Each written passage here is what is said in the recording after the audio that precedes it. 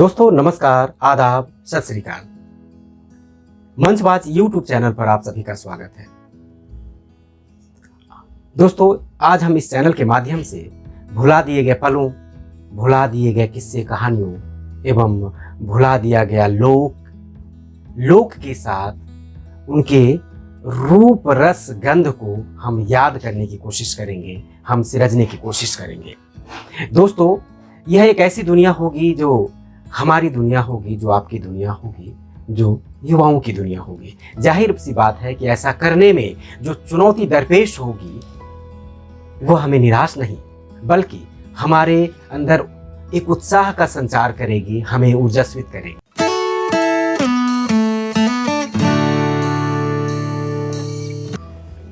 दोस्तों आज हम इस दुनिया में प्रवेश करेंगे एक पुस्तक के माध्यम से जिसका नाम है पूर्वियों का लोकवृत्त वाया देश प्रदेश। लेखक हैं डॉक्टर धनंजय सिंह। डॉक्टर धनंजय 24 दिसंबर 1979 को बिहार के भोजपुर जिले के कुसुम्हा गांव में की पैदाइश हुई और प्रारंभिक शिक्षा ग्रामीण परिवेश में और उसके बाद उस शिक्षा के लिए इन्हें दिल्ली आना हुआ और यहाँ से पीएचडी तक की शिक्षा प्राप्त की और उसके बाद दिल्ली विश्वविद्यालय में कई वर्षों तक अध्यापन करने के बाद इन्हें एक मौका मिला भारतीय उच्च अध्ययन संस्थान शिमला एवं नेहरू मेमोरियल ट्रस्ट जो वो म्यूजियम लाइब्रेरी है 3 मूर्ति में ये फेलो भी रह चुके हैं। जो ये किताब हमारे हाथ में है पूर्वियों का लोकवृत्त वाया देश प्रदेश, इसके अलावा भी डॉक्टर धनंजय की महत्वपूर्ण किताबें प्रकाशित हो चुकी हैं। प्रवासी श्रम इतिहास, मौखिक स्रोत, भोजपुरी लोक साहित्य, प्रवासी श्रमिकों की संस्कृति और भिखारी ठाकुर का साहित्य, भिखारी ठाकुर और लोक धर्मिता इत्यादि किताबों के अलावा अनेक पत्र पत्रिकाओं में लेखन किया है। फिलहाल जो है पांडिचेरी के यानम जिले के एक राजकीय डिग्री कॉलेज में सहायक प्राध्यापक हैं और वहीं पे रह करके जो है अभी दृश्य संस्कृति, पूर्वियों की दृश्य संस्कृति पर शोध कर रहे हैं। और मेरे साथ जो डॉक्टर संतोष हैं जिनका सानिध्य हमें मिल पा रहा है, डॉक्टर साहब भी दिल्ली विश्वविद्यालय से एमफिल पीएचडी करने के बाद भगत सिंह कॉलेज में सहायक प्राध्यापक हैं और गंभीर अध्येता होने के साथ साथ गंभीर लेखन भी करते हैं। फिलहाल अभी इनका जो बहुत महत्वपूर्ण लेख प्रकाशित हुआ है अशोक वाजपेयी का मृत्यु चिंतन। यह लेख इसलिए भी ज़रूरी है क्योंकि आज जिस दौर से हम गुजर रहे हैं, एक तरह से कोरोना काल जिसे हम कहते हैं, उसमें ये सोचना ही अपने आप में बहुत भयावह होता है कि किस रूप में लोग अपने जीवन को सर्वाइव कर रहे हैं और कैसे जीने के नए नए तरीके ढूंढ रहे हैं। तो आज आइए हम बातचीत का एक अगली कड़ी हम शुरू करते हैं। सबसे पहला सवाल डॉक्टर साहब आपसे कि लोक की तरफ आपका रुझान कैसे हुआ? सबसे पहले मैं शुक्रिया अदा करना चाहूँगा इस मंच को, मंचबाज, और विशेष रूप से डॉक्टर प्रदीप कुमार जी का। मैं आभारी हूँ डॉक्टर संतोष कुमार जी का कि आज की इस मेरी किताब पे चर्चा करने के लिए आप दोनों का सानिध्य मिल रहा है, मुझे बेहद खुशी हो रही है। जहाँ तक लोक की तरफ मेरा रुझान कैसे हुआ इस संदर्भ में अगर बात कहूँ तो ये है कि एमए के बाद एमफिल करते हैं। एमफिल का कोर्स वर्क करने के बाद एक लघु शोध प्रबंध लिखना होता है, तो उसी सिलसिले में मैं भी इस तलाश में था कि एमफिल का जो लघु शोध प्रबंध है किस चीज़ पर किया जाए। उस तलाश में पता चला कि संजीव का सूत्रधार उपन्यास जस्ट उन्हीं दिनों 2003 में आया हुआ है, तो उसी सिलसिले में मुझे वो हाथ लगा और वो भिखारी ठाकुर के जीवन पर केंद्रित है। और भिखारी ठाकुर लाजमी है, सभी जानते हैं हम सभी कि भोजपुरी प्रदेश से उनका नाता था। तो एक हल्की सी मेरे दिमाग में एक छवि थी भिखारी ठाकुर के बारे में, लेकिन जब उस उपन्यास को जब पढ़ा तो पूरा हमारा जो भोजपुरी प्रदेश, जिस प्रदेश से मेरा नाता रहा, वो पूरा जीवंत रूप में सामने आया अतीत के साथ में। तो वो मैं अब एक तरीके से कहें कि जड़ों की तलाश जिसको बोलते हैं जी, तो उस तलाश में मुझे भी लगा कि कुछ उस तरफ वो और देखनी चाहिए कि उपन्यास में ये जिस तरीके से वो प्रदेश जो आ रहा है वो हमारा प्रदेश जो हमें एक नॉस्टैल्जिक होकर के बांधता था। तो फिर मैं जब उधर जाने की सोचने से पहले ये इसमें मैं लग गया कि मुझे इसी उपन्यास पे अब लघु शोध प्रबंध लिखना है, और मुझे आधिकारिक इसकी अनुमति भी मिल गई, कोई ऐसा कुछ नहीं हुआ। तो मैं उस उपन्यास, जो सूत्रधार उपन्यास था, उसको पढ़ने के बाद और उसके एक तरीके से काउंटर चेक के लिए भी मैं उस प्रदेश में गया, अपने इलाके में, और भिखारी ठाकुर का गांव घूमा, देखा, परखा, समझा, जाना, और बहुत कुछ ऐसा लगा कि इस उपन्यास में कुछ बहुत सारी ऐसी चीज़ें हैं जो छूट गई हैं। और उस दौरान जो भोजपुरी का जो स्क्रिप्ट होता है, जो भाषा होती है, बोलते हैं बेशक, लेकिन भोजपुरी पढ़ना एक मेरे लिए एक नया अनुभव था, और वो पढ़ते हुए भोजपुरी को और नए तरीके से एक समझ रहा था, जी रहा था और देख भी रहा था। तो उस सिलसिले में जो बचपन में हमारा, चूँकि जो बचपन जो गुजरा था गाँव में, तो वो गाँव अब और स्मृतियों के माध्यम से उभर के आने लगा था, तो और उस अपनी ओर ज़्यादा एक तरीके से वो खींच रहा था। तो उसी खिंचाव में, और मेरा इस शोध प्रबंध जो लघु शोध प्रबंध था एमफिल वाला, तो ये उसी पर जब हुआ तो वह करते हुए मैंने काम पूरा कर दिया। काम करने के बाद लेकिन भीतर से जो असंतुष्टि थी कि अभी बहुत ठीक से हमने इस प्रदेश को जाना नहीं, इस भाषा को जाना नहीं, संस्कृति को जाना नहीं, तो और कुछ जानने की ज़रूरत है, तो एक मन में था। तो फिर पीएचडी के दौरान भी शोध करना होता है जी। तो पीएचडी में भिखारी ठाकुर को ही हमने चयन किया कि भिखारी ठाकुर पर ही। और भिखारी ठाकुर एक ऐसा आइकन था मेरे लिए, जो भिखारी ठाकुर को उठाते हैं जितने सारे सवाल एक मेट्रोपॉलिटन में रहते हुए, ख़ासतौर से भाषा का जो है।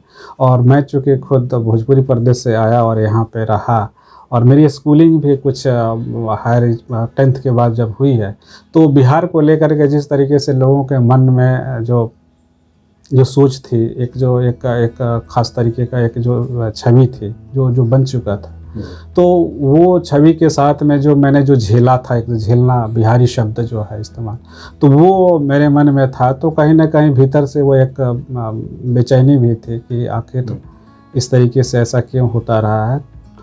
और विश्वविद्यालय में, स्कूल के बाद विश्वविद्यालय में जब मैं आया था, तो जो ऐसे कुछ उधर के लोगों से मिला था, तो मेरे भीतर का जो बिहारी है वो एक अस्मिता के बतौर खुद से सवाल करने लगा कि हमारा भी कुछ है। इसके पहले इन चीज़ों से रूबरू नहीं थे, तो भीतर ही भीतर लगता था कि हमारी कोई अपनी पहचान नहीं है। तो कहीं मेरे लिए यह शोध सिर्फ शोध ही नहीं था, बल्कि उस पहचान को एक आधार भी हाँ, वो पाना भी था मेरे लिए। तो फिर मैं भिखारी ठाकुर पर शोध कर रहा था। भिखारी ठाकुर और विदेशिया, उनका जो नाट्य शैली जो रही है, आप सभी जानते होंगे लगभग। आप विदेशिया भोजपुरी प्रदेश का अब तो काफ़ी जाना पहचाना और परिचित एक शैली बन चुकी है। और दिल्ली विश्वविद्यालय में उनके नाटक को पढ़ाया भी जाता, उस शैली के बारे में बताया भी जाता। तो ऐसा करते हुए, शोध करते हुए ऐसा लग रहा था कि उस लोक को समझने के लिए जिस तरीके से हम विश्वविद्यालय में समझ रहे हैं, तो कुछ इस तरीके की और भी संस्थाएं थी जिनसे मैं भिखारी ठाकुर, चूँकि भिखारी ठाकुर का नाता कलकत्ता शहर से जुड़ा हुआ था, तो उसी बीच में शहर और भिखारी ठाकुर, गांव और शहर के बीच के जो नाते हैं, जो रिश्ते हैं, वो किस तरीके से एक दूसरे से जब मिलते हैं। गांव शहर के मिलने की मैं बात कर रहा हूँ, तो गांव का व्यक्ति जब शहर में आता है और वो वहाँ जाता है, तो वो किस तरीके से उसका काउंटर होता है, उसकी मैं बात कर रहा हूँ। तो इस चीज़ की समझ, इसको जानने की जो अवसर है, वो मुझे एक दिल्ली में CSTS सराय जो एक संस्था है, वहाँ पर मुझे मौका मिला। और वहाँ पे मैंने इन चीज़ों को, ख़ासतौर से शोध कैसे किया जाता है, और गांव का जब शोध हो और शहर से उसकी टकराहट हो, तब उन चीज़ों को कैसे पढ़ा जाना चाहिए, कैसे देखा जाना चाहिए, तो एक वहाँ से मुझे एक दृष्टि मिलनी शुरू हुई। और उसी सिलसिले में आगे बढ़ते हुए मैं PhD भी कंप्लीट हो रही थी, पूरी हो रही थी। और साथ में शोध भी चल रहा था, लेकिन शोध की जो प्रक्रिया है वो लोक से जुड़ाव की और लोक के में क्या क्या परिवर्तन हो रहे हैं, तो वो लगातार चलते रहा था। इसी सिलसिले में ये किताब तक पहुंचना एक बड़ी लंबी यात्रा है, जिसमें उसको आगे बढ़ाते हुए पीएचडी जैसे ख़त्म हुई तो मैं भारतीय उच्च अध्ययन संस्थान शिमला में उन्हीं दिनों मैंने फेलोशिप किया और उसी को एक्सटेंशन करते हुए मैं आगे बढ़ा और फिर उसके बाद दिल्ली में फिर से लौटा, कुछ एक कॉलेज में अध्यापन कराया और तिनमूर्ति के जो लाइब्रेरी है वहाँ अध्ययन करने के लिए मैंने इसी विषय के विस्तार में आगे बढ़ता रहा और जिसका फल है कि ये इस रूप में पूर्वियों का लोकवृत्त जो उस अध्ययन का जो प्रारूप बनकर तैयार आता है, जो ये किताब है ये है। मैं अपने दर्शकों को ये बताना चाहूँगा कि पूर्वियों का लोकवृत्त वाया देश प्रदेश बेसिकली सामाजिक सांस्कृतिक इतिहास है और इस इतिहास के जो केंद्र में है वो प्रवासी श्रमिक है। डॉक्टर साहब जैसा बता रहे थे कि उस लोक में पहुंचना मूलतः श्रमिकों की दुनिया में पहुंचना है। डॉक्टर साहब ने बहुत ही मतलब रोचक अंदाज में भी और कहा जाए तो लोक गाथाओं, मुहावरों, लोकोक्तियों के माध्यम से उस दुनिया को खंगालने की कोशिश की है, उस दुनिया तक पहुंचने की कोशिश की है। और सच बात तो ये है कि अगर आप इस किताब के से रूबरू होंगे, इस किताब के माध्यम से आगे बढ़ने की कोशिश करेंगे, उस दुनिया को देखने की कोशिश करेंगे, तो आप बेहद ही चौंकाने वाली दुनिया पाएंगे। और ख़ास करके वो दुनिया जो हमारे आसपास दिखती है, इस किताब में आकर के कैसे एक नवीन व्याख्या उस दुनिया की हमें मिलती है। डॉक्टर साहब एक सवाल मैं आपसे करना चाहता हूँ कि आपने लिखा कि प्रवासी श्रमिकों के बारे में अक्सर ये है कि उन्हें सुख ही सुख, सफलता ही सफलता, दुख ही दुख, यानी अकेलापन, उदासी जैसे पद ही प्रयुक्त हुए हैं श्रमिकों के लिए। उनकी जटिल कहानी नहीं सुनाई गई है। तो मैं जानना चाहता हूँ कि वो जटिल कहानी क्या है। बड़ा रोचक सवाल आपने किया है और मेरा जो यह शोध है और तब से लेकर अब तक जो भी मैं शोध में जो लगा हुआ हूँ, तो मुझे अक्सर जो शोध की दुनिया में जो इस तरीके का वो पढ़ने को, देखने को, समझने को जो मिलता है, तो बड़ी एकांगी दृष्टि वो इस्तेमाल करके किताबें लिखी हुई हैं। बहुत कम ऐसी किताबें हैं जो संतुलित शोध को तरजीह देती हो। तो वो जो जिस जटिल कहानी की जो बात कर रहे हैं वो मेरे लिए वो इस रूप में है कि प्रवास को जब गांव का व्यक्ति शहर में जाता है तो वह सपना लेके जाता है शहर में, और वो अपने सपने को वहाँ श्रम करते हुए, बहुत कुछ उसको श्रम करते हुए, मेहनत करते हुए, वहाँ कमाते हुए, खाते हुए, हर बार उसको बेशक सफलता नहीं मिलती है, लेकिन आप आधिकारिक आंकड़े भी उठा के देखेंगे या अपनी आँखों से भी गांव की स्थितियों को देखेंगे अपने ही जीवन में। तो मैं दिल्ली में 25-26 साल रहा और बीच बीच में जो गांव जाता रहा, तो इस बीच में गांव में जो परिवर्तन जिस रूप में हुए हैं, और ये आपने सुना भी होगा कि गांव में जो बदलाव हुए हैं वो प्रवासियों के पैसे से ज़्यादातर घर बने हैं, पक्के के मकान बन गए हैं। सिर्फ भोजपुरी बेल्ट की ही नहीं बल्कि भारत का एक और राज्य है केरल, जहाँ पे प्रवासियों के पैसे से सड़कें भी बनी हैं। तो प्रवासियों के पैसे से सड़कें बनना, पब्लिक काम होना, तो ये बड़ी बात है।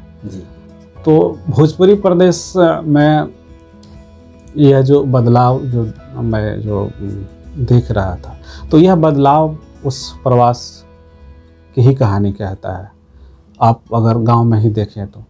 लेकिन अब शहर में फिर आप जैसे देखते हैं तो वह जो एक लंबे समय से रह रहा था, तो सिर्फ मजदूर ही नहीं आते हैं, मजदूरों के साथ उन मजदूरों की जो अगली पीढ़ी जो तैयार होती है वह पढ़ता है, लिखता है, कुछ नए कामों से, नए पेशों से जुड़ता है, तो उसकी समृद्धि, आर्थिक समृद्धि होती है, उसकी अकादमिक समृद्धि होती है।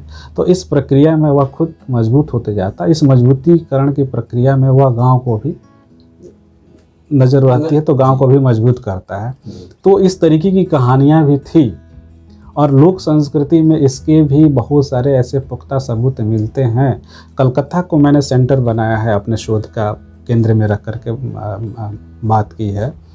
कलकत्ता भोजपुरी में ऐसे बहुत सारे ऐसे गीत हैं जो कलकत्ता जब आता है तो सिर्फ दुख, विरह इत्यादि के रूप में ही नहीं आता है, बल्कि वह सुख का भी एक प्रवास केंद्र है। कलकतिया के मतारी मनी आर्डर के आसरा, यानी जो मनी आर्डर आ रहा है वो कलकत्ता से आ रहा है। तो ये जो सुख है ये उस प्रवास का ही है। ये बहुत सारे ऐसे गीत हैं, बहुत सारे ऐसे एक गीत है, मुझे शब्द ध्यान नहीं आ रहे हैं, लेकिन भाव ये है कि वो कलकत्ता से लौटने वाला चिट्ठी आ गई है, उसकी पत्नी वो अब मैकी जाने वाली थी, लेकिन वो अब जैसे चिट्ठी मिलती है तब नहीं जाएगी। तो यह जो खुशी है, हालांकि वो उस विरह का ही है, लेकिन उस विरह से मुक्ति का जो एक सूचना जो मिल रही है, तो इस तरीके के, और वहाँ से जो पैसे आ रहे हैं, वहाँ से उसका जो परिवार आ रहा है, तो ज़्यादातर जो प्रवास को एक जो स्त्री की निगाह से जो देखा गया, ख़ास तौर से उस स्त्री का,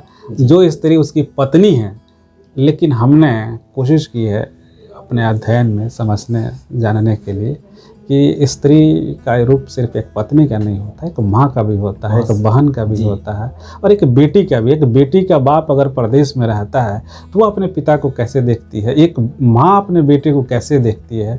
तो यह भी जो विरह है, यह इन विरहों को भी हमने देखने की कोशिश की है। और जब वहाँ से कुछ पैसे जो भेजता है या जो कोई सामान भेजता है, छोटे छोटे सामान जो भेजता है मजदूर के रूप में अगर है, तो वो बाल्टी भेज देता है, रस्सी भेज देता है, जो डेली लाइफ में जो दैनिक जीवन में काम आते हैं उनको भेज देता है। तो यह भी खुशी का वो दुनिया बनाता है। तो ये कहानी आमतौर पे, इन कहानी पे आप जानते हैं, समझते हैं, लेकिन अध्ययन की दुनिया में, एकेडमिक दुनिया में इसको रखने की कोशिश नहीं की जाती, नहीं, ये बताई नहीं जाती। तो मैंने यह कोशिश की है कि इतिहास के पन्नों में उन लोकगीतों को मैं किस तरीके की, यह भी खुशियाँ, ये वाली जो खुशियाँ हैं वो किस तरीके से दर्ज है वहाँ पे। जी मैं डॉक्टर धनंजय जैसा बता रहे थे, मैं एक छोटा सा वाक्य इस किताब के अंश में पढ़कर सुनाना चाहता हूँ कि किताब कैसे कितना ज़्यादा रुचिकर है, और डॉक्टर साहब की बातों से ये बात आपको समझ में आ रही होगी। एक छोटा सा वाक्य देखिए, ये है दिल्ली में प्रवासियों के बीच लोकप्रिय किस्सा है। वो किस्सा ये है कि एक बार एक शहरी परिवार मेला घूमने गया। मेले में 1 घंटे तक घूमे, अचानक उनका बेटा मेले में खो गया। पति पत्नी दोनों उसे बहुत ढूंढते हैं, लेकिन लड़का नहीं मिलता है। लड़के की माँ जोर जोर से रोने लगती है। बाद में उन्होंने पुलिस में रिपोर्ट दर्ज कराई। बहुत खोजबीन के बाद आधे घंटे में लड़का मिल गया। लड़के के मिलते ही पति गांव का टिकट लेकर आया और सभी बस में बैठ गए। तभी पत्नी ने पूछा, हम गांव क्यों जा रहे हैं, अपने घर क्यों नहीं जाना है, मतलब अपने घर नहीं जाना है क्या? इस पर पति बोलता है कि तू अपनी औलाद के बिना आधा घंटा नहीं रह सकती। मेरी माँ गांव में पिछले 10 सालों से मेरे बिना कैसे जी रही हो। आप समझ सकते हैं कि इस किताब ने किन किन स्तरों पे और कहाँ कहाँ जाकर के उस आयाम को तलाशने की, उन प्रवासियों के नहीं बल्कि उनके मनोभावों को, उनकी संवेदना के भीतर जाने की कोशिश की है। अब मैं चाहूँगा डॉक्टर साहब आप भी अगर। हाँ जरूर जी।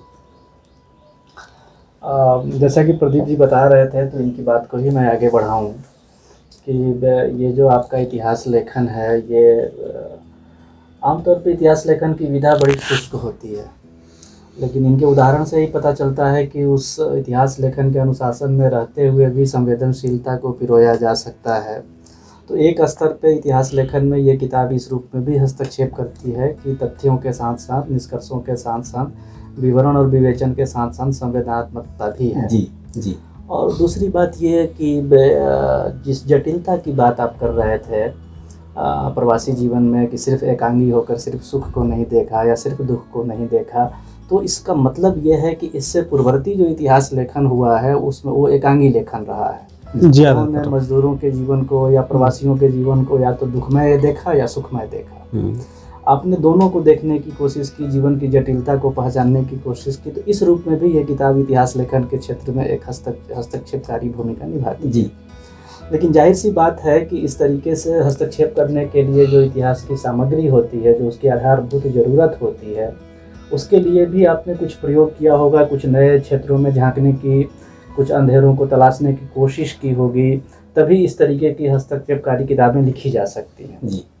तो बहुत बुनियादी किस्म का प्रश्न तो यही कि अपने इतिहास लेखन की सामग्री के बारे में थोड़ा बताएं, जो आपसे आपके पूर्ववर्ती जो इतिहास लेखक थे जो उन सामग्रियों का इस्तेमाल नहीं कर पाए, आपने किस रूप में उसको किया है, उसके बारे में ज़रा बताएं। बड़ा रोचक सवाल है और बड़ा रोचकता के साथ में गंभीर सवाल भी है, ख़ास तौर से जब आप एक शोध करता हैं तो जैसे ही आप किसी विषय पे आप शोध करने की ठानते हैं तो उस आपके चयन के दौरान आप जिन स्रोतों के ज़रिए आप इतिहास लेखन या शोध करेंगे तो इतिहास स्रोतों के चयन के दौरान ही आप अपने विषय को एक तरीके से परिभाषित करना शुरू कर देते हैं। जहाँ तक मेरा सवाल है तो मेरे क्षेत्र में यानी इस प्रवास और लोक साहित्य के संदर्भ में जब मैंने अध्ययन शुरू किया था तो इससे पहले के जो अध्ययन हुए थे, बद्रीनारायण जी एक बड़ा नाम है, इसके अलावा कोल्फ DHA कोल्फ हैं, नौकर राजपूत सिपाही, उनकी एक किताब है बहुत चर्चित, लोकप्रिय और गंभीर बेहतरीन किताब है। तो वो उन लोगों का जो उन लोगों ने जो इन इतिहासकारों ने जिस तरीके से अपने शोध में जिन स्रोतों का जो चर्चा की है और उन चर्चा के साथ में उनका जो इस्तेमाल किया है, वो जो प्रयोग किया है, उससे के ज़रिए उन लोगों ने जो व्याख्या करने के, समिता सेन का भी, दीपेश चक्रवर्ती हैं इस सिलसिले में, तो वो उन लोगों का जो इस्तेमाल करने के जो तरीके हैं और तरीके के साथ साथ में जिस तरीके से करते हैं वो और मेरे को बड़ी अपने शोध के शुरुआती दिनों में बहुत आकर्षक और बड़ी खिंचता था कि अरे ऐसे इन स्रोतों के ज़रिए भी इस तरीके के अध्ययन हो सकते हैं। तो उसी सिलसिले में मैं जब पूर्वियों के प्रवासी पूर्वियों पर अध्ययन कर रहा था तो उस सिलसिले में मैंने भी उनकी जो मज़दूरों की जो चिट्ठियाँ होती हैं उन चिट्ठियों को कलेक्शन किया।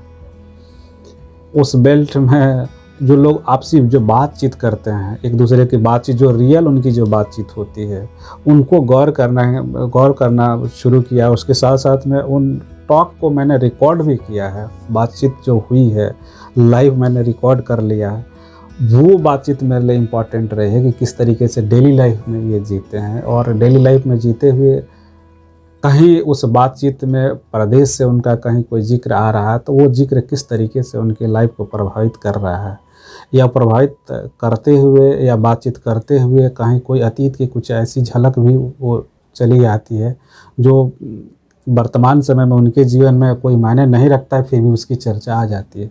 तो ये सारी चीज़ें और इन चिट्ठियों के अलावा, ये बातचीत के अलावा आधिकारिक जो रिपोर्ट्स होती हैं, आधिकारिक जो लेखन होते हैं, जो किताबें जो लिखी गई तो उनको वो तो होते ही, उनका तो अपना महत्व होता ही होता है, लेकिन जो सड़कों के किनारे जो बड़ी छोटी छोटी किताबें, चैप बुक जिनको अंग्रेजी में बोलते हैं, फुटपाथी साहित्य, चौपटिया किताबें जो होती हैं, ये किताबें भी एक समय की अपनी झलक होती हैं, प्रभावित करती हैं या ना करती हों, लेकिन ये वो अपने समय की एक वो झलक होती हैं। तो वो झलक, वो उसमें जो झलक है वो किस तरीके का है, क्या वो अभी इतिहास की अपनी बात रखती हैं, क्या वो किताबें भी अपनी बात तो अपनी कुछ सुनाना चाहती हैं, बताना चाहती है, उनके भीतर की दुनिया कैसी है, उनको कौन लोग ले रहे हैं, कौन लोग ख़रीद रहे हैं, किस तरीके से पढ़ते हैं, कैसे याद करते हैं।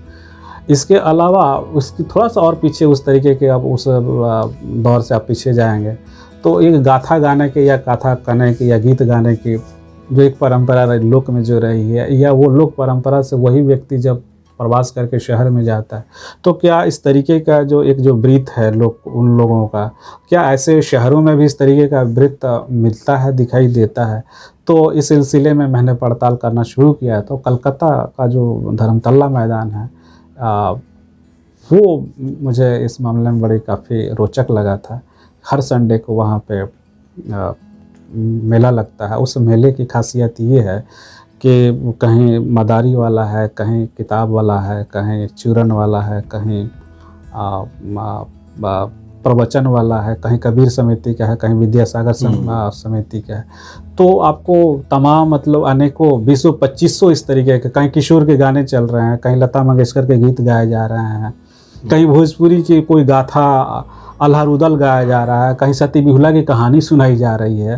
तो हर जगह ये जो सुनाई जा रही है, हर जगह वहाँ पे ऑडियंस है यथानुसार, वो देख रहे हैं। तो वह भी एक जीवन है प्रवासियों का, वह भी एक उनका एक जगह है, और अपनी दुनिया को सुनते हैं, वो वहाँ पे आप देख सकते हैं।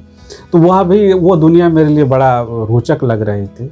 तो दिल्ली में उस तरीके से तो मैंने नहीं देखा, लेकिन दिल्ली में भी इस तरीके के बाद के समय का जो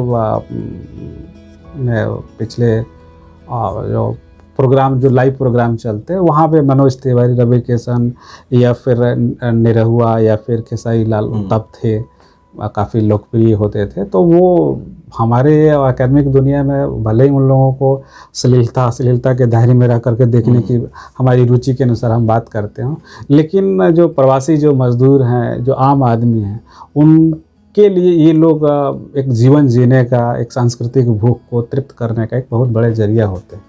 तो उनके जीवन में इस तरीके की जब चीज़ें आती हैं तो किस तरीके से मायने उनके लिए एक बदलते जाते हैं। तो यह भी एक जीवन में जब हस्तक्षेप करने वाली जो चीज़ें होती हैं, तो यह इन चीज़ों को भी हम अपने शोध अध्ययन में लाने की हमने कोशिश की कि यह भी हमारे लिए स्रोत हो सकते हैं। और जिस पर आमतौर पे चूँकि विषय ऐसा होता है, लोग ऐसे हैं, तो उनका जिस तरीके का स्टेटस है, उस हिसाब से एकेडमिक दुनिया में भी उस स्टेटस के हिसाब से उस स्रोत का भी स्टेटस तय कर दिया जाता है। सवाल है कि उस स्टेटस को आप कैसे देखते हैं, उस स्टेटस के साथ आपका लगाव किस तरीके का है। तो मेरे लिए कहीं ना कहीं वो अतीत के साथ जुड़ना भी है, अपनी अस्मिता की पहचान भी है एक समय के लिए। ये सब पूरी हो जाएगी तो देखेंगे हम किस तरीके से और निरपेक्ष हो जाए, लेकिन सापेक्ष तो हम हैं, रहेंगे अभी आगे अभी इस तरीके से।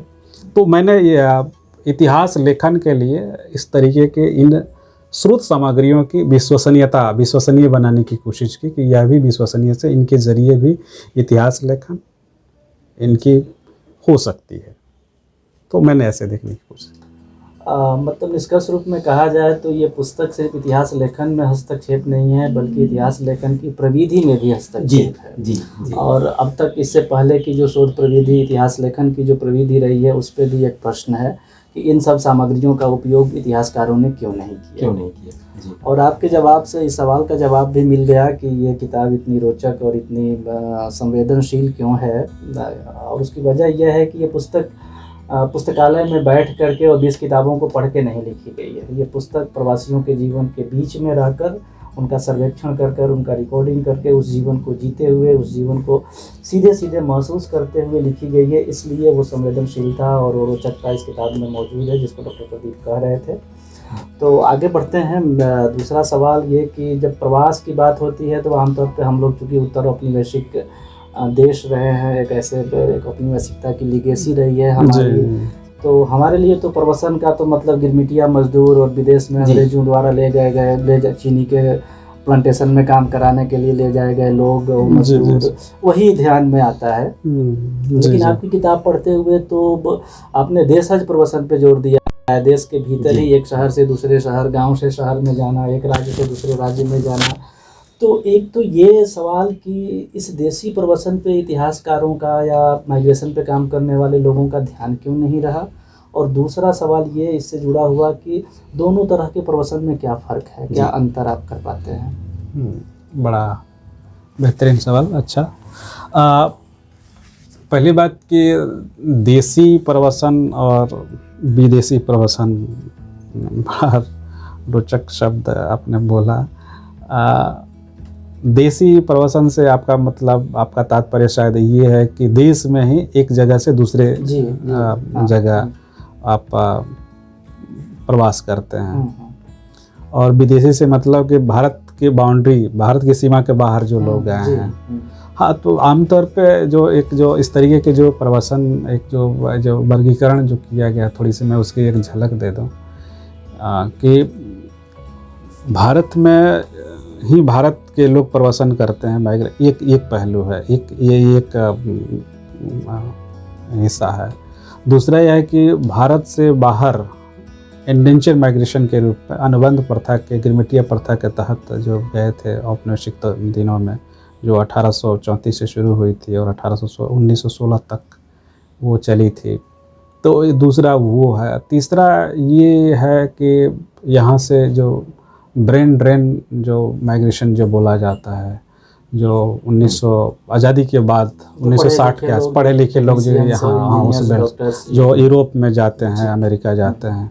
और एक जो चौथा जो है वो यहीं का जो मज़दूर है, और 80 के दशक में गल्फ़ खाड़ी देशों में मज़दूर के रूप में मजदूरी करने जाता है। तो 4 तरीके के एक जो खांचे जो बनते हैं तो प्रवासन के, तो इन चारों में एकेडमिक के दुनिया में जो अध्ययन जो हुए हैं, जाहिर सी बात है कि ये चारों तरीके के जो माइग्रेशन है और उस माइग्रेशन के तहत जाने वाले जो लोग गए हैं, उसमें अगर कोई किस एकेडमिक्स में अध्ययन में या किताब लिखने वाला लेखक बन के उभरता है, तो फिर उनका जिस तरीके से स्टेटस तैयार हुआ है, उस स्टेटस के साथ उस उनकी सामाजिक आर्थिक हैसियत के हिसाब से वो अध्ययन वो आया है, एकेडमिक्स में मजबूत हुआ है। तो इस दृष्टि से देखते हैं तो जो इंडेंचर माइग्रेशन, गिरमिटिया प्रथा के तहत जो गए हुए जो लोग थे, वो आज के समय में पिछले लंबे समय से, पिछले 30-35 वर्षों से आप कहेंगे, बल्कि 40-50 कह सकते हैं कि वो काफ़ी मजबूत हुए हैं। इसलिए एक डायस्पोरा जो स्टडी आया है, तो उस स्टडी में उनकी एक जो धमक है, उनकी जो एक आप कहें तो आप हेजेमनी भी कह सकते हैं, तो वो उनका जो वर्चस्व बना हुआ है अभी। उसके बाद फिर जो ब्रिटेन, अमेरिका, यूरोप में गए हैं, एक तरीके के जो ब्रेन ड्रेन जो माइग्रेशन हुआ, तो उनकी जो लिटरेचर, प्रवासी साहित्य, हिंदी साहित्य में जो पढ़ा जाता है, जो पंजाब वगैरह से, जी पंजाब वगैरह से और दिल्ली से और उत्तर प्रदेश, तो उनका साहित्य में उनकी पकड़, एकेडमिक्स में उनकी पकड़ है। गल्फ़ में जो मजदूर गए हैं वो यूनाइट उस रूप में उनका साहित्य उस रूप में नहीं आया, कुछ एक बहुत थोड़ा है। और जो देश में ही एक दूसरे जगह पर जो प्रवास करते रहे, वो चूँकि ज़्यादातर मजदूर हैं और एकेडमिक दुनिया में उनका उस तरीके से वो विकास नहीं हो पाया, अभी तक नहीं हो पाया है। और यहाँ तक एक डिबेट ये भी चल पड़ा कि इनको माइग्रेशन, इनको प्रवासी माना ही किए जाएँ, जो देश में एक देश से दूसरे, एक देश में ही एक जगह से दूसरी जगह जाने वाले को प्रवासी क्यों कहेंगे। अभी कोरोना काल चल रहा है अभी पिछले 1 सालों से, और जिस तरीके से प्रवासी मजदूर जो लौट रहे थे अपने घरों की ओर, वो जो जिस तरीके का मंजर था, और उस मंजर में जो प्रवासी शब्द खूब इस्तेमाल हो रहा था, और उस प्रवासी शब्द पे खूब ये क्वेश्चन, सवालिया निशान भी लगाया जा रहा था कि अपने ही देश में ये प्रवासी क्यों हैं। तो हमारा देश चूँकि हायरार्कियों में रहने वाला देश है, इसकी सामाजिक श्रेणियाँ इतनी सारी हैं, या उस सामाजिक श्रेणियों में जिस तरीके का बर्ताव रखता है, तो वो उसमें बदलाव जो है बेशक हुआ है, लेकिन जिस तरीके से जितना होना चाहिए था नहीं हुआ है, वो भी कहीं ना कहीं वो जिम्मेदार है इस तरीके के बर्ताव के साथ। और एकेडमिक दुनिया में आज भी इनको लेकर के बहुत ही कम काम हुए हैं, कम अध्ययन हुआ है। और ख़ास तौर से जो भोजपुरी प्रदेश है, जो पूर्वीय बेल्ट है, इस बेल्ट से जाने वाले लोगों को तमाम त्रासदियाँ सहनी पड़ी हैं, हर जगह गए, लेकिन एकेडमिक में इनको समझने की कोशिश उस रूप में नहीं है जिस रूप में भारत के दूसरे कोनों से दूसरे जगह विस्थापित होते हैं। तो वो इस तरीके से सम्मान कहना चाहिए, वो जगह कहनी चाहिए, उनको नहीं प्राप्त हुआ है। तो ये मुझे ऐसा लगता है कि जो देसी और विदेशी प्रवास की जो बात करें, तो इन दोनों के बीच की जो खुलापन कहेंगे, तो आप इस तरीके से स्पष्टीकरण या स्पष्टता को इस तरीके से देख सकते हैं। मतलब एक तरह से कहें तो उस कमी को आपकी ये पुस्तक पूरा करती है। हाँ। उसे उस खाई को भरने की कोशिश करती है। कोशिश एक और प्रयास है उन बेशक। पुरबियों पे अभी बहुत कुछ है जिस पे इस क्षेत्र में रह करके काम किया जा सकता है। एक छोटा सा प्रयास है, कुछ लोगों ने बेशक किया भी है, लेकिन उससे थोड़ा एक्सटेंशन जा करके ये काम दिखता है। तो आपने अपनी पुस्तक का शीर्षक दिया है पुरबियों का लोकवृत्त वाया देश प्रदेश। देश प्रदेश तो प्रवसन हो तो ठीक है, ये जो लोकवृत्त है जी, तो किस तरह से प्रवसन ने प्रवास में गए लोगों ने फिर वो जब लौट के आते हैं तो जो लोक का वृत्त है, लोक की जो संस्कृति है, उसे किस रूप में वे प्रभावित करते हैं? हमारी भाषा को, हमारी संस्कृति को, हमारी आदतों को, जीवन जीने के हमारे तौर तरीकों को कैसे प्रवासी प्रभावित करता है, इसके बारे में कुछ प्रकाश डालें। लोकवृत्त शब्द जो हिंदी में आया है, आप लोग परिचित होंगे। एक फ्रेंचिस्का ऑर्चने हैबरमास ने पब्लिक स्फीयर का कॉन्सेप्ट दिया था और हिंदी के लोकवृत्त पर काम किया था। हाँ जी जी। तो उसी सिलसिले में वो लोकवृत्त, हिंदी का लोकवृत्त कैसे तैयार हो रहा था, तो मैंने उसी कड़ी में इस कम्युनिटी, ये जो समुदाय है, ये जो प्रवासियों का जो लोकवृत्त है, ये कैसे, इनका लोकवृत्त कैसे तरीके का तैयार होता है।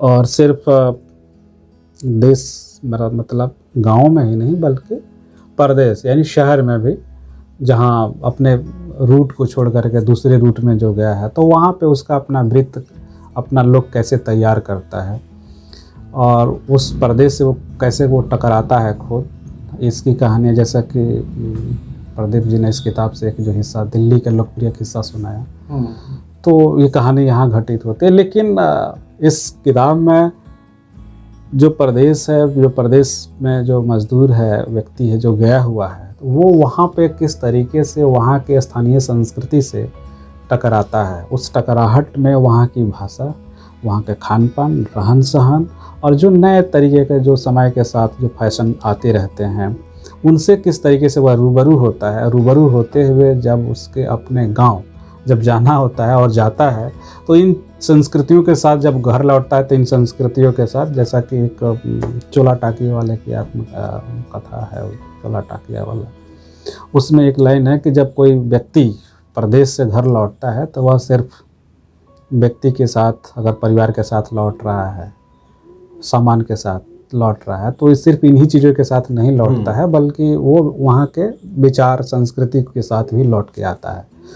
तो इसी तरीके से, एक तरीके से यूनिवर्सल सच कहना चाहिए, एक तरीके से शाश्वत सत्य कहना चाहिए कि प्रवास की प्रक्रिया में व्यक्ति जब घर लौटता है तो उन विचारों के साथ भी लौटता है। तो ये विचार, चूँकि गांव से वो प्रवास किया हुआ, और गांव को अम्बेडकर ने भी जिस तरीके से देखने की कोशिश की कि गांव ही शोषण के सबसे बहुत बड़े गढ़ रहे हैं, तो जब शहर से जा रहा है तो बहुत सारे ऐसे विचार भी जो वो लेके जा रहा है। तो आप गोदान में आप देख सकते हैं कि गोदान में गोबर जब गांव लौट के आता है लखनऊ शहर से, तो किस तरीके गांव के सामंतों को, गांव के जो उन पुरोहितों को, वो किस तरीके से होली के अवसर पे वो मजाक उड़ाता है नाट्य करके।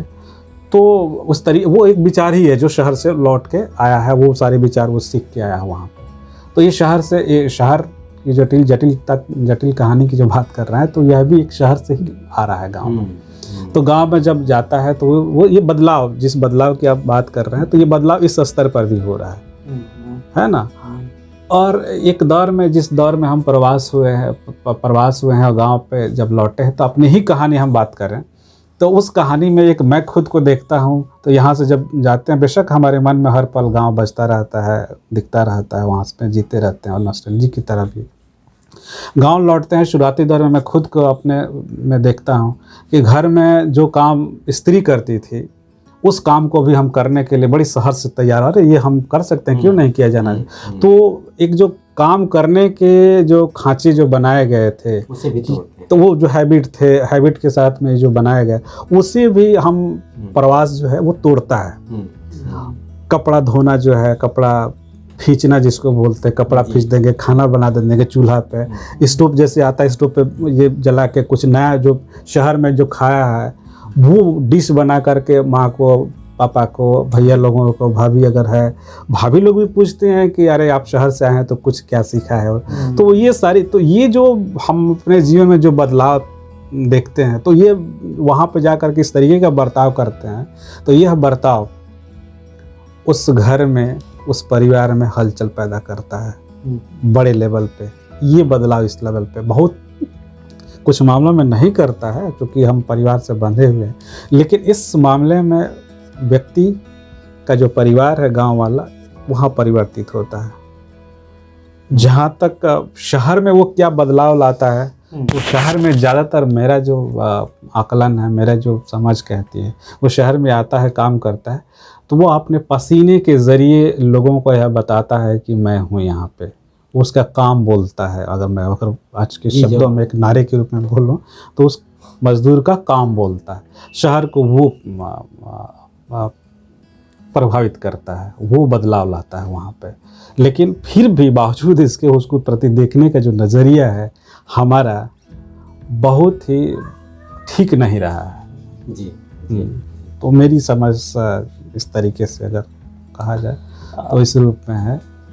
मतलब आप ये कह रहे हैं कि शहर हमारी चेतना को बदलता है। जी बिल्कुल। और आप जैसे उदाहरण दे रहे थे अपना ही उदाहरण कि गांव में जाने के बाद पुरुष बदली हुई चेतना से जब काम करता है, घर के काम काज करने लगता है, तो इसका मतलब है कि स्त्री पुरुष के संबंध की प्रकृति भी बदलती है। तो इस प्रवसन की वजह से स्त्री पुरुष के बीच के संबंध की जो व्याकरण उसका जो है वो बदलता है, और स्त्री का जीवन, जिसका पति प्रवसन पे चला गया हो, उसकी हैसियत परिवार में कैसी होती है, या फिर उसका पति ही कमाई कर रहा है तो वो घर में पैसे भेज रहा है, तो क्या इससे भी उसके हैसियत में कोई बदलाव आता है? तो उस स्त्री के जीवन पे इस प्रवसन चक्र का क्या प्रभाव देखते हैं, और इसका कोई प्रमाण हमारी भाषा में दिखाई पड़ता है क्या? बहुत शानदार। भोजपुरी प्रदेश से पूरब का जो इलाका है, इस प्रदेश से आमतौर पे जो प्रवास हुआ है वो ज़्यादातर पुरुषों का हुआ है। वो स्त्री को वहाँ छोड़ के प्रवास करते हैं। उसकी जब हायरार्की आप देखेंगे, क्या वह स्त्री जिस पर स्त्री को छोड़ के आया है पुरुष, वह स्त्री क्या एकल परिवार में है या संयुक्त परिवार में है, किस तरीके का परिवार है, वो परिवार की प्रकृति किस तरीके की है, वह भी एक मायने रखता है। एकल है तो दूसरी तरीके की प्रकृति बनेगी, स्थितियां बनेंगी। तो ऐसे में उस स्त्री पर, जो कई तरीके की स्त्रियां हैं जिनके घरों से पुरुष गए हुए हैं, तो सबका अलग अलग चूँकि स्थिति तैयार हो रही है, तो उस स्थिति अलग तरीके के डिफरेंट विभिन्न परिस्थितियों में विभिन्न स्थितियां तैयार हो रही हैं। तो प्रवसन का जो प्रभाव है वो अलग अलग तरीके का, समय के साथ भी और सिचुएशन, स्थिति के साथ भी। अगर संयुक्त परिवार की स्त्री है तो वो पर्दे के भीतर वो रहती है, और तमाम तरीके के उत्पीड़न के भी इस तरीके के साक्ष्य उन स्त्रियों के लोकगीतों में ज़्यादातर, और लोक गाथाएँ भी हैं। लेकिन लोक गाथा कब गाई गई, किस तरीके कब गाई गई है उनका समय, लेकिन लोकगीत चूँकि छोटे छोटे फॉर्म में और एक भावों को लेकर के रहता है, तो वो भावों की ज़्यादा अभिव्यक्तियाँ हैं। तो उन लोकगीतों में उन स्त्रियों की आवाज़ वहाँ पे है, चाहे वो शादी विवाह के अवसर पर गाए गए हों, या फिर जो विभिन्न जो जातीय गीत हैं, या फिर जो आनुष्ठानिक जो गीत हैं, वहाँ पे उन गीतों में उनकी जो आवाज़ है वहाँ पे है। तो स्त्रियों में जो बदलाव आया है वो, अच्छा, बदलाव इस सेंस में भी है कि बेशक पुरुष उसके घर का प्रदेश चला गया है, तो स्त्री जो है वो सारे फैसले जो है वो प्रदेश में रहने के बावजूद भी चिट्ठी के माध्यम से, अगर बकरी बेची जानी है, बकरी है तो बकरी बहुत बड़ी एसेट रही है उस लोग के लिए। बकरी बेचनी है तो वो पूछेगी कि बकरी बेच दिया जाए या ना बेचा जाए। बैल है जिसे खेती की जाती है जिसके द्वारा, तो बैल बेचा जाए या छोड़ दिया जाए, इसका फैसला भी उसका परदेसी पति ही करेगा। अच्छा जी, वहाँ से वो चिट्ठी के जरिए या फ़ोन का दौर आता है तो फ़ोन के जरिए वो बताता है। ये गीत भी है शारदा सिन्हा ने गीत गाया, बड़ा पॉपुलर गीत हुआ कि छोटे की तनवा की बतिया पतिया रोई रोई, हाँ, तो लिखा है रजमतिया पतिया रोई रोई। जी। तो ये जो पाती जो लिखवा रही है वो डेली लाइफ को वो उस गीत के जरिए वो लिखवा रही है कि छोटे बेटे का ये फट गया है, छोटी बड़ी बेटी का फराक नहीं है, छप्पर पे कोहड़ा फरा हुआ है और ये कोहड़ा उनके घर पे चढ़ गया है और ये पढ़ने नहीं जाता है छोटका, है ना, और मौलवी साहब ने डंडा मार दिया इसको, इसलिए पढ़ने नहीं जा रहा है। फलाने की जो बैल था वो मर गया, फलाने की जो बकरी थी वो ब्याह गई है, 2 बच्चा दी है। इस तरीके के जो सूचनाएं, इस तरीके की जो खबर, जिस तरीके से वो अपने लगाव लोग से, अपने आसपास से लगाव को भी उन गीत के जरिए, गीत किस तरीके से दर्ज कर रहा है। तो उस आप एक सवाल ये हो सकता है इतिहास लेखन के लिए इम्पोर्टेंट कि उस गीत में जिस तरीके के जो शब्दों का इस्तेमाल किया गया है, वो शब्द पर्टिकुलर, हर शब्द की जो कहानी होती है बनने की एक पर्टिकुलर समय में होती है, तो उस समय को आपको पकड़ना होता है कि ये शब्द इस तरीके से कब बना होगा। इसके लिए कई बार आपको लोक विज्ञान की तरफ जाना होगा, कई बार आपको जो मुख्य धारा का तथाकथित इतिहास जो है उस तरफ जाना पड़ेगा, या जहाँ से जिस तरीके से वो शब्द बना है उसकी सफ़र आपको करनी पड़ेगी उस पूरे परिवेश को समझने के लिए, उस मना स्थिति को समझने के लिए, पूरा वातावरण को समझने के लिए। डॉक्टर साहब, इससे आप ही की बात की कि आपने कहा कि जो स्त्रियां हैं जी, वो अपेक्षाकृत अभी भी निर्णय लेने की उन्हें आज़ादी नहीं है। जी जी, लेकिन क्या ऐसा है कि जो जिन स्त्रियों के पति बाहर कमा रहे हैं, अपने समकक्ष जो स्त्रियां गांव में रह रही हैं, उनके समकक्ष जो भी स्त्रियां गांव में रह रही हैं, क्या उनके बीच में उनकी स्थिति क्या है? हाँ, देखिए, अर्जन डी हैन एक इतिहासकार हैं, उन्होंने इस पे कुछ कोशिश की है और एक प्रयास उनका, एक लॉजिक उनका ये है कि किसी का पति प्रदेश में कमाता है तो वो उसके लिए स्टेटस सिंबल है। वो किसी के पति प्रदेश में है तो वो उस स्त्री के लिए वो स्टेटस है, वो कि मेरा पति बहरसू है। ये एक बात है। जहाँ तक स्त्री के उस बदलाव वाले थोड़ा सा वो जो बात है कि उनके ऊपर क्या वो किस तरीके के एक्शन ले पा रहे हैं आप, मेरा ये बल है वो इस बात पे है कि स्त्रियों में जो बदलाव आया है, अभी जो मैं उन गीतों को भी शामिल करता हूँ जिन गीतों को आमतौर पे कहा जाता है कि ये अश्लील है या ये गाना नहीं है। खेसारी के गाने शुरुआती दौर में जब आए तो उसमें एक गाना था कि सैया अरब गए लेना, है ना, तो जिसमें वो सरब अरब चला गया है और वो अभी गाना हो गया है जस्ट या होने वाला है, तो वो जिसमें वो कहती है कि वो तुम ठीक है, तुम उधर चले गए तो मैं भी अब अपने मायके जाऊंगी और वहाँ पे मेरा जो बॉयफ्रेंड है उसके साथ रहूँगी, मैं तुम्हारे साथ क्यों रहूँ। तो यह जो बोलने की जो बेशक पुरुष द्वारा लिखा गया स्त्री की इस छवि की कल्पना है, पुरुष ने लिखा है, एक बहुत बड़ा एक जो लोकगीत जो लिखने वाले की जो संख्या है, बहुत बड़ी संख्या में पुरुषों के जो लिखे हुआ है, तो ये एक बहुत बड़ी ये जो एजेंसी है पुरुषों द्वारा लिखा हुआ जो गीत है स्त्रियों पर विरह के संदर्भ में, तो वो स्त्री को इस रूप में भी देखता है और वो बदलाव को इस रूप में भी चेंज कर वो देख रहा है कि तुम वहाँ चले गए तो मैं अपने मायके चले जाते, मेरे मम्मी पापा आएंगे लेके चले जाएंगे, मैं वहाँ पे अपने बॉयफ्रेंड के साथ रहूँगा। यह अब आवाज़ बोलना, इस तरीके की बात को बोलना ही अपने आप में बदलाव का सूचक है। तो ऐसी आवाज़ें भी हैं लोक में। और स्त्रियों के जो स्त्रियों द्वारा जो गाए जाने वाले जो गीत हैं, चाहे सवर्ण स्त्री गा रही हो, चाहे पिछड़ी जाति की स्त्री गा रही है, दलित स्त्री की गाती, जो हायरार्कियों में रहने वाले जो स्त्री है, जो अपर कास्ट सवर्ण स्त्री, पिछड़ी जाति की या दलित स्त्री, वो इन स्त्रियों का जो किस तरीके का एक मन स्थिति है, कैसा उनका चित्रण है, कैसा अपने को खुद को कैसे रचा है, तो इसमें मैंने पाया है कि जो सवर्ण स्त्रियां हैं वो अपने पीड़ा की बात बोलती हैं, लेकिन बहुत सधे शब्दों में बोलती हैं। कुछ कुछ जिस तरीके से जो स्टेटस है उस हिसाब से, लेकिन जो दलित स्त्री है, अत्यंत पिछड़ी जाति की स्त्री है, उसके गीतों में बहुत जो सवाल, पुरुष से जो सवाल करती है बड़ी कर्कश शब्दों में, इस तरीके के सवालों को आप कहेंगे नग्न यथार्थ कहना चाहिए। हाँ, बिल्कुल सही शब्द दिया आपने।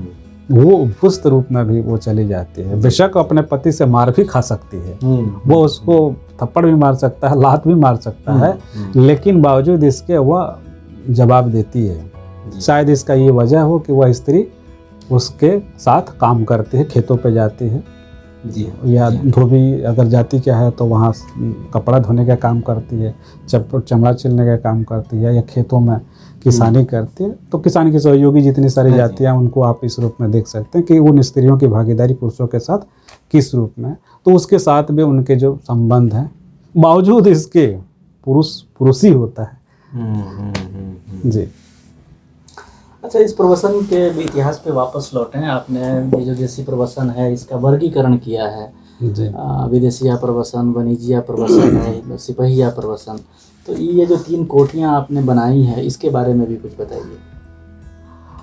बड़ा रोचक सा मेरे लिए ये विषय रहा है।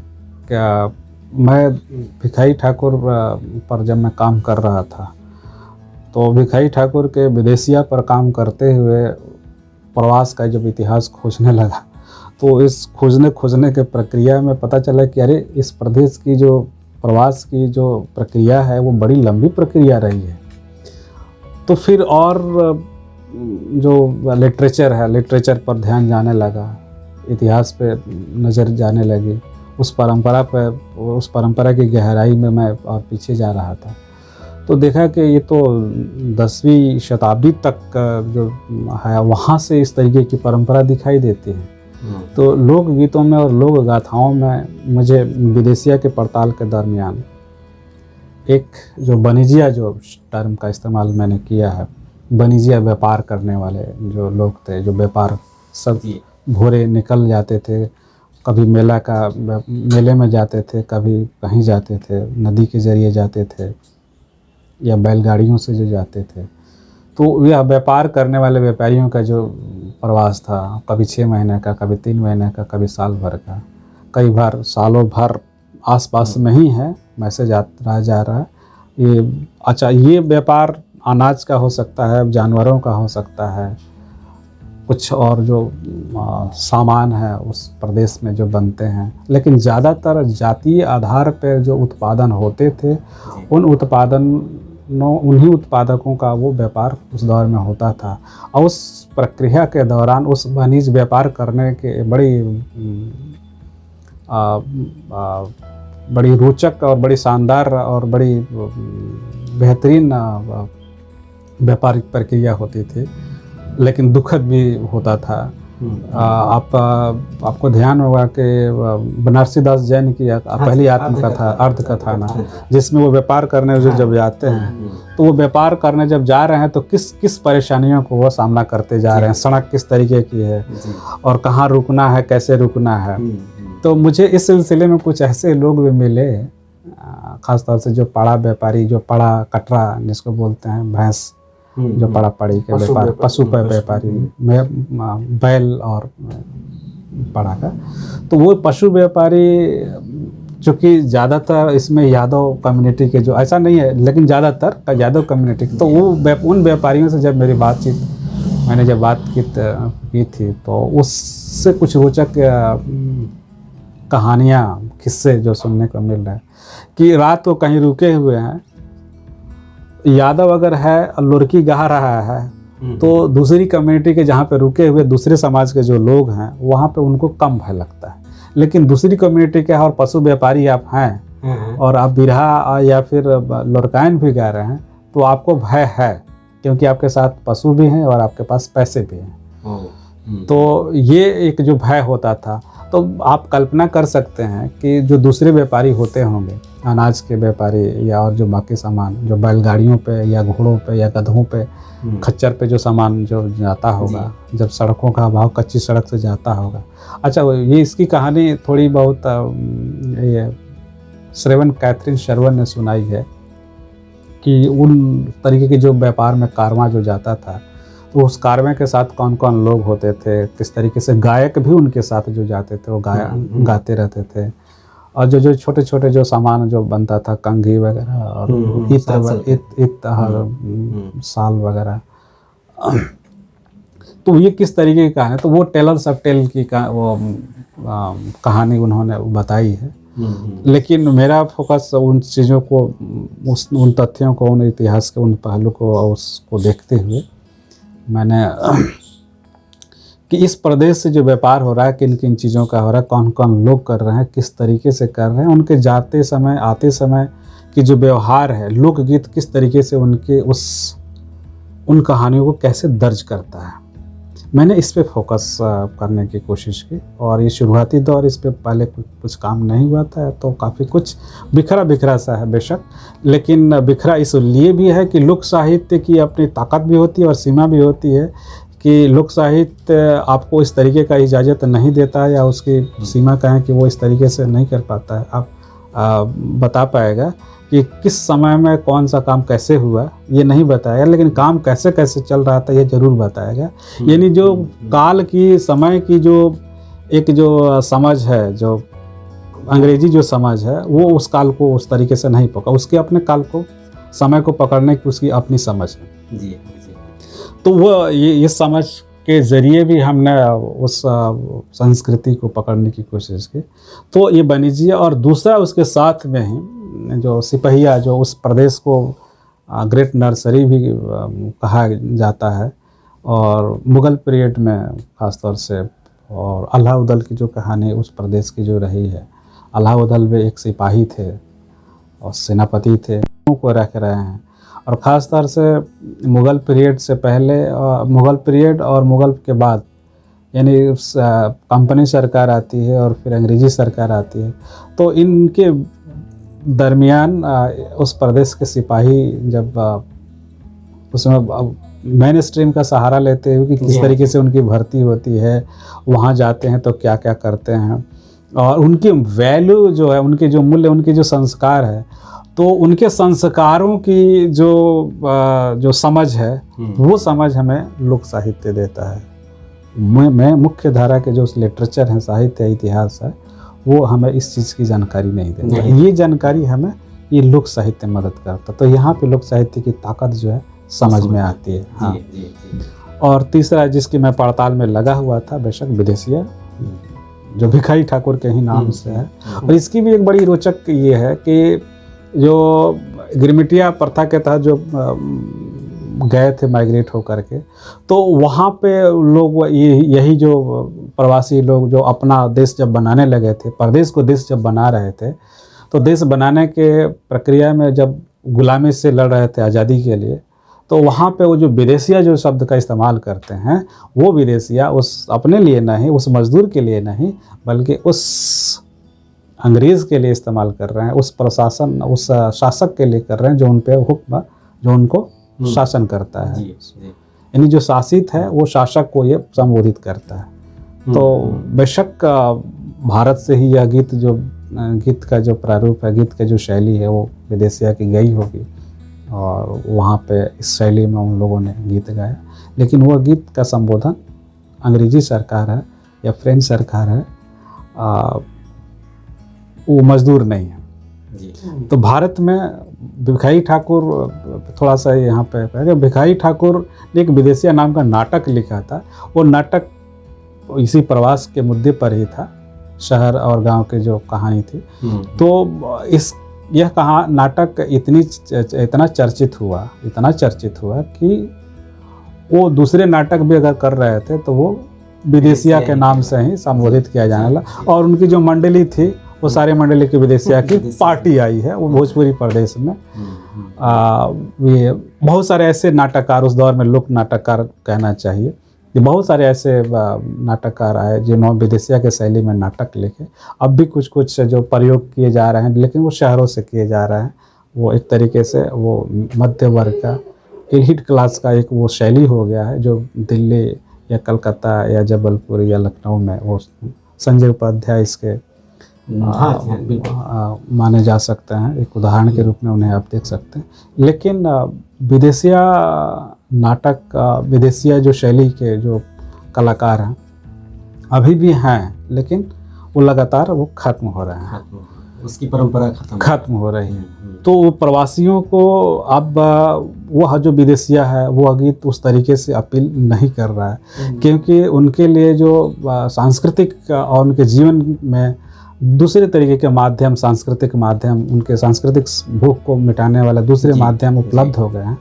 और उस माध्यम में जितनी सारी टेक्नोलॉजी जो है वो टेक्नोलॉजी का बहुत बड़ी भूमिका है, जिसमें मोबाइल आज का जो है उसकी बड़ी भूमिका है। और लेकिन उस टेक्नोलॉजी में वही विदेशी है विजुअल रूप में आता है, आभासी रूप में आता है, आ रहा है। तो अब विदेशिया का वैसे तरीके का फॉर्म नहीं है, बदलते समय के साथ बदलती हुई जो दृश्य स्वरूप भी उसका दिखाई दे जी इस रूप में आ रहा है, तकनीकी से बदल रहा है। हाँ, तो इस रूप में आ रहा है। तो इन बदलते हुए चीज़ों को देखने का प्रयास हमारा, जिस गतिशीलता की जो बात मैंने की है, चाहे वो वणिज्य लोक संस्कृति में हो, चाहे सिपाहियों की जो लोक संस्कृति है या फिर विदेशिया है, तो बदलते समय के साथ किस तरीके से ये संस्कृति इतिहास के साथ बदलती गई है, उस प्रक्रिया में हमने देखने की कोशिश की है। ये पूरी किताब मेरी दृष्टि में एक यात्रा है उस बदलाव की दर्ज करने की। डॉक्टर साहब, एक चीज़ जो है, ये बात जो है खास करके जो विस्थापन की जब हम बात करते हैं और पूर्वियों का जो विस्थापन है, अमूमन देखा गया है कि यहाँ पे इनके विस्थापन को बहुत कम ध्यान दिया गया, मतलब एक तरह से उपेक्षा के शिकार रहे, इन पे बहुत कम फोकस किया गया, इनके विस्थापन पे बहुत ही ज़्यादा मतलब बातचीत नहीं की गई, एकेडमिक वर्ल्ड में तो खैर नहीं ही की गई। लेकिन हम जब पूर्वियों के वृत्त से हम बाहर निकलते हैं और जब हम दूसरे विस्थापन की बात करते हैं, जैसे अगर हम कश्मीर के विस्थापन की बात करें, कश्मीरी पंडितों के विस्थापन की बात करें, तो वहाँ पे एक खास तरह की जो है लोगों में एक रुचि पैदा होती है और उस पर बातचीत होती है।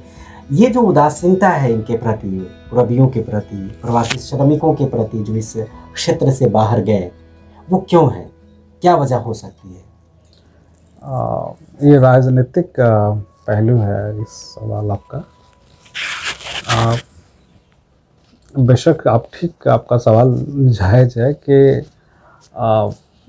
भारत के अन्य स्थानों की अपेक्षा भोजपुरी प्रदेश से जो भोजपुरी अगर मैं कह रहा हूँ तो मगही भी आती है जी और मैथिली भी आती है कुछ।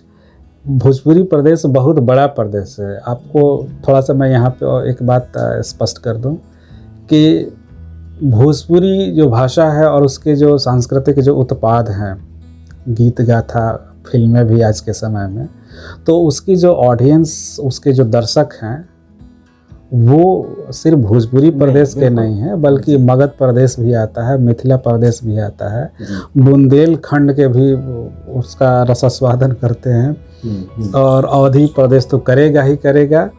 और नेपाल में भी चूँकि बोली जाती है तो कुछ नेपाली बोलने वाले लोग भी, छत्तीसगढ़ी लोगों के लिए भी जो है, ये तो बहुत बड़ा प्रदेश बनता है और बहुत बड़ी सांस्कृतिक उत्पाद भोजपुरी में होता रहा है। तो बहुत बड़ा है ना, एक तरीके से भारत की बहुत सबसे बड़ी अगर बोली के रूप में अगर कहा जाए तो सबसे बड़ी बोली है जो जिसमें सांस्कृतिक उत्पाद होता है और लोग समझते हैं, बोलते बेशक ना हो लेकिन समझते हैं और सांस्कृतिक भूख का शमन करते हैं। जहाँ तक बात यह है कि आखिर ये उपेक्षा के शिकार इस प्रदेश के लोग क्यों होते हैं, और अकादमिक दुनिया में भी इन्हें बहुत कम तरजीह दिया गया, और आपने कहा कि कश्मीर से जो विस्थापन हुआ है उसको ज़्यादा, तो मुझे ये समझ में आता है कि कश्मीर चूँकि राष्ट्रीय मुद्दे के रूप में उसको राजनीतिकरण किया गया है। जहाँ तक दूसरे प्रदेशों की जब बात करेंगे, केरल से, तो इसके लिए देखिए मेरा मानना है कि इसके लिए एकेडमिक की दुनिया हो या फिर राष्ट्रीय स्तर पे उस अपने को खुद स्थापित करने की जो बात होगी, तो उस प्रदेश के लोगों को खुद आना पड़ेगा। भोजपुरी प्रदेश में आखिर भोजपुरी आंदोलन अभी पिछले कुछ समय से आंदोलन क्यों तेज हो रहा है? इसलिए तेज हो रहा है कि उसका नेतृत्व अभी भी ज़्यादातर सवर्ण लोगों के हाथ में है। मिथिला प्रदेश के लोग, मेरी अभी समझ फिलहाल, हो सकता है आगे चल के बदल जाए, मिथिला प्रदेश मैथिली को शेड्यूल्ड अनुसूची में संवैधानिक दर्जा इसलिए मिल पाया कि वहाँ का जो एलिट, वहाँ का जो साक्षर, वहाँ का पढ़ा लिखा, वहाँ का एकेडमिक जो व्यक्ति है, वो अपनी भाषा को लेकर के काफ़ी संजीदा था, काफ़ी सजग था और गंभीर था, और उसके लिए लड़ा वो, और वो पाया उसने। भोजपुरी प्रदेश में अब धीरे धीरे ये इस तरीके की रफ्तार आई है, लेकिन इसमें इस आंदोलन प्रवास की जब बात करेंगे तो ये आंदोलन भी गाहे बगाहे चला ही आता है अनायास। तो ये इस आंदोलन में का जो नेतृत्व जो मैं बोल रहा हूँ तो वो अपर जो लोगों के हाथ में। तो अब पहले भोजपुरी को लेकर के हिंदी में जो आए हैं, एक आशा सिंह का एक लेख आया है जाति, जेंडर और भोजपुरी भाषा के स्वायत्तता के सवाल पर, बहुत शानदार लेख है। तो इस मुद्दे को उन्होंने काफ़ी गंभीरता से उसको उभारा है, स्पष्ट किया है। तो उनका भी यही तर्क है कि भोजपुरी प्रदेश से लोगों ने, खासतौर से अपर जो सवर्ण समुदाय जो रहा है, वो इसको लेकर के कभी सजग नहीं रहा, उसकी उपेक्षा हुई है, बेशक हुई है, इस तर्क में दम है। उपेक्षा का कारण यहाँ समझ में आता है। केरल, बंगाल, इस तरीके से जो प्रवास हुआ है, वो अपने संस्कृति को लेकर कितना अपनी भाषा में मजबूती स्थापित किया है, अपनी भाषा में शिक्षा दिया है। यहाँ तो भोजपुरी में शिक्षा देने की तो बात, हालांकि हम भोजपुरी प्रदेश में माध्यमिक शिक्षा प्राप्त किए हैं तो भोजपुरी मीडियम में ही बोलते थे, बात करते थे, लेकिन ज़हन में वो हिंदी ही बैठी रहती थी, अपना जो उसका हायरार्की है। तो इस रूप में मुझे समझ में आता है कि भोजपुरी जो है इस प्रदेश के जो लोग हैं, उपेक्षा के कारण में यह भी एक खुद के जो अंतर विरोधी जो अपना जो रोकते रहे हैं। आप बेशक उसको, इस चीज़ को लेकर के आगे बढ़ा रहे हैं। और इसमें जो नीचे के पिछड़े हुए जो लोग हैं या फिर दलित समाज के जो लोग हैं, उनके हाथों में जो ये जो टेक्नोलॉजी आई है, उस टेक्नोलॉजी के ज़रिए भी गीतों संगीतों के साथ साथ में भाषा को बोलते हुए जो जिस तरीके से दिखाई दे रहे हैं, उसके साथ साथ में जो प्रवास जो हुआ है दिल्ली में ही मान लें, देखते हैं तो एक जो मध्य वर्ग तैयार हुआ है, इस मध्य वर्ग ने उस टेक्नोलॉजी के साथ में इस मध्य वर्ग ने भी अपनी भूमिका निभाई है, अपनी भाषा संस्कृति के सजगता को लेकर के, व अस्मिता के बतौर।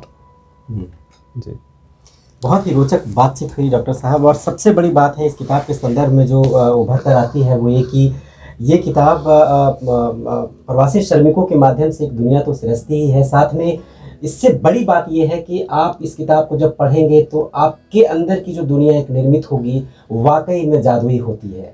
मतलब आप नॉस्टैल्जिक होने लगते हैं, आपके भी किस्से कहानियाँ आपके जहन में उभरने लगते हैं। जब मैं डॉक्टर साहब से और डॉक्टर संतोष से जब मैं बातचीत सुन रहा था तो एकदम से अचानक मैं भी उन गाँवों में और वहाँ पे जो प्रवासी श्रमिक हैं उनके माध्यम से जो एक तरह से जो लोकोक्तियाँ हैं, जो मुहावरे हैं, वो भी जहन में कहीं ना कहीं तैर रहे थे। समय अभी बिल्कुल कम है, वरना उस पर भी बातचीत की जा सकती थी। मैं पूरी उम्मीद करता हूं कि आपको यह बातचीत बहुत अच्छी लगी होगी और आपके जहन में एक नई दुनिया बनी होगी। तो मैं आशा करता हूं कि आप इस तरह के कार्यक्रमों को तरजीह देंगे, तवज्जो देंगे और अपने दिलों में जगह देंगे। मैं डॉक्टर साहब तहे दिल से आपका आभार व्यक्त करता हूं। डॉक्टर साहब आपका भी बहुत बहुत आभार कि आप आए और इस तरह से कार्यक्रम का इतना बढ़िया से गरिमामयी उपस्थिति आप दोनों की रही। तो आपने देखा कि मंचबाज के इस साहित्य के अड्डे में आज हम ये कार्यक्रम यही समाप्त करते हैं। अगर ये कार्यक्रम आपको पसंद आया हो, ये बातचीत आपको पसंद आई हो, तो आप इस चैनल को लाइक करें, सब्सक्राइब करें और अगली सप्ताह फिर एक नए एपिसोड के साथ उपस्थित होंगे। तब तक के लिए नमस्कार।